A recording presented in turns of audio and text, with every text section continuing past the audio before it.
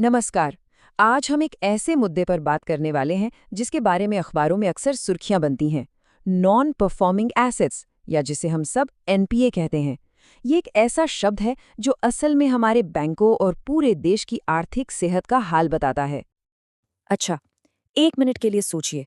Bank का सबसे बड़ा प्रोडक्ट क्या है? पैसा, है ना? बैंक पैसा उधार देता है और उससे ब्याज कमाता है। यही तो उसका पूरा बिजनेस मॉडल है। पर क्या होगा अगर वो पैसा, मतलब जो बैंक का सबसे जरूरी प्रोडक्ट है, वो वापस ही ना आए? बस यही एक सवाल है जो हमें सीधे एनपीए की समस्या की जड़ तक ले जाता है। एक ऐसी समस्या जिसने हमारे बैंकिंग सिस्टम को सालों से जकड़ रखा है। तो चलिए सबसे पहले ये समझते हैं कि आखिर ये एनपीए होता क्या है। इसे एक तरह से इस आर्थिक बीमारी की पहली जांच या डायग्नोसिस भी कह सकते हैं। तो आखिर ये नॉन परफॉर्मिंग एसेट, जिसे हम बार बार एनपीए कह रहे हैं, ये है क्या भला?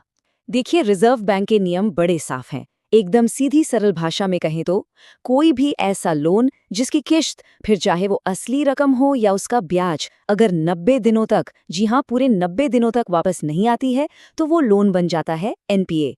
ये 90 दिन की डेडलाइन समझ लीजिए एक लक्ष्मण रेखा है। जैसे ही कोई लोन इसे पार करता है, वो बैंक के लिए कमाई का जरिया नहीं रहता, बल्कि एक बोझ बन जाता है। इस बात को एक बहुत ही आसान तरीके से समझा जा सकता है। सोचिए, हमारी पूरी इकोनॉमी एक बड़ी सी पानी की टंकी है।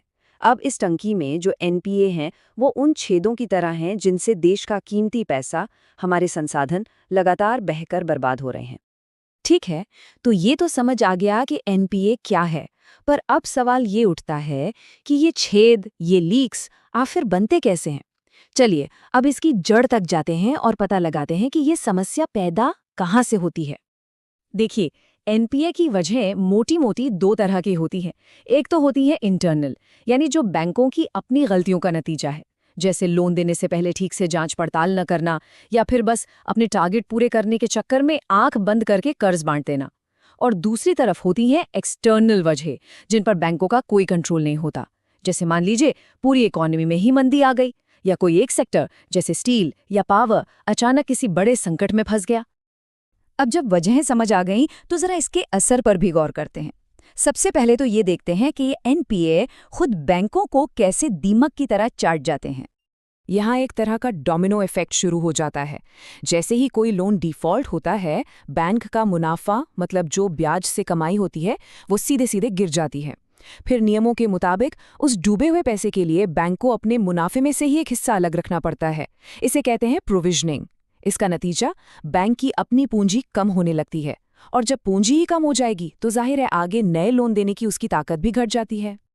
लेकिन रुकिए, ये कहानी सिर्फ बैंकों के अंदर ही खत्म नहीं होती।